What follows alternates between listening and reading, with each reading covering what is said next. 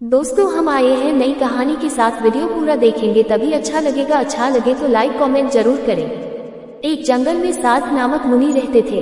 उन्होंने तप करके बहुत सी विद्या हासिल की। एक दिन ध्यान लगाने के बाद जब उनकी आंखें खुली तो उनके हाथ में आसमान से एक गिलहरी आ गिरी। वो गिलहरी खून से लथपथ थी क्योंकि वो चीन के पंजों से छूटकर मुनि के हाथ में आ गिरी थी। गिलहरी मौत के डर से कांप रही थी। मुनि को उसके ऊपर दया आ गई। उन्होंने सोचा क्यों न इसे अपनी विद्या से अपनी बेटी बना लूं। मेरी पत्नी कब से संतान प्राप्ति की चाह रख रही है, लेकिन उसके भाग्य में संतान है ही नहीं।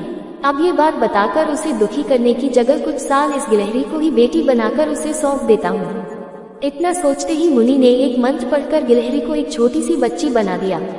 वो उस गिलहरी को बच्ची बनाने के बाद गोद में उठाकर अपनी पत्नी के पास लेकर आए। उन्होंने कहा, लो अब इसे अपनी बेटी मानकर ही पालना। सोच लो, भगवान ने तुम्हारी सुन ली है। मुनि की पत्नी छोटी बच्ची देखकर खुश हो गई। अब गिलहरी से बच्ची बनी लड़की मुनि के घर में बड़े लाड प्यार से पलने लगी। मुनि की पत्नी ने कुछ दिनों के बाद बच्ची का नाम वेदांता रखा। मुनि और मुनि की पत्नी दोनों ने बड़े प्यार से वेदांता को पाला। मुनि को बहुत खुशी थी कि उसकी पत्नी को अपनी ममता लुटाने के लिए एक बेटी मिल गई। कुछ समय के बाद उसकी परवरिश में मुनि भूल ही गई कि वो एक गिलहरी है। वेदांता को मुनि ने अच्छी पढ़ाई लिखाई करवाई। देखते ही देखते वेदांता 16 साल की हो गई। अब मुनि की पत्नी को अपनी सुंदर बेटी की शादी करवाने की चिंता होने लगी। उन्होंने यह बात मुनि से की। अपनी बेटी की तरफ देखते हुए मुनि को भी लगा कि इसका अब विवाह हो जाना चाहिए। मुनि ने अपनी पत्नी से कहा कि तुम चिंता मत करो, मैं इसके लिए योग्य वर ढूंढ लूंगा। मुनि को लगा कि मेरी बेटी बहुत सुंदर है और उसकी शिक्षा दीक्षा भी अच्छी हुई है, इसलिए उन्होंने अपनी सिद्धि से सूर्य देव को पुकारा। सूर्य देव ने मुनि को प्रणाम करके बुलाने की वजह पूछी।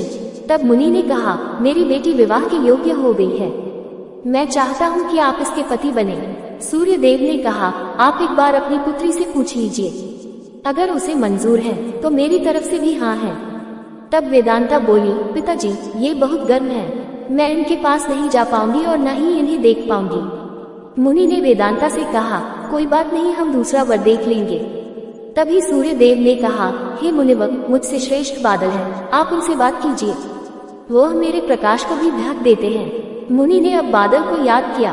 बादल गरजते हुए मुनि के पास पहुँचे और उन्हें नमस्कार किया।